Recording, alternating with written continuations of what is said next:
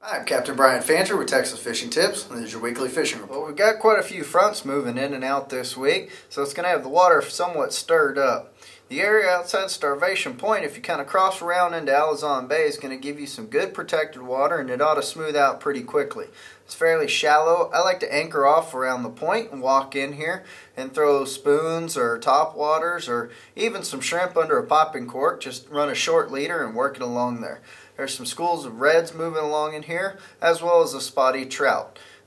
With the water temperature heating up as the day goes on, this is your kind of afternoon bite right along in here. The area due south off East Clayburgh Point, there's a deep hole out here.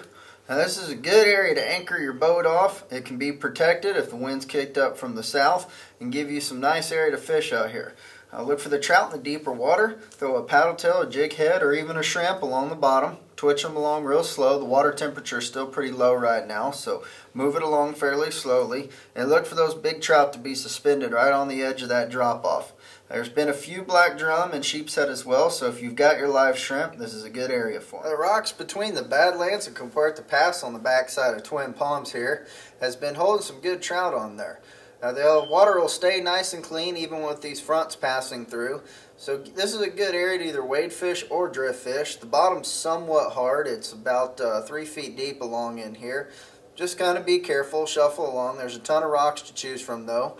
My personal favorite's to start and drift all along in here. You'll have the wind pushing you up so you can just kind of drift from rock to rock, throw a paddle tail or twitch bait, work it along real slowly here, targeting the good sized trout in that area. Land cut still has a ton of black drum in there from marker 2 to marker 4 and really all up and down the cut. But between 2 and 4 is where I found the most of them.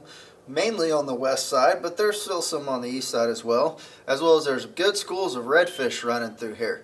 It's a good place to catch and release, have a good time catching a whole bunch of fish, and a live shrimp on the bottom. Even a dead shrimp will work, but preferably a live shrimp with a split shot and about a 2/0 Kell hook. Just kind of bounce them off that edge right there and wait for the hit. Don't forget to go to TexasFishingTips.com to register for our weekly tackle and t-shirt giveaway, as well as a power pole brought to you by Gulf Coast Marine.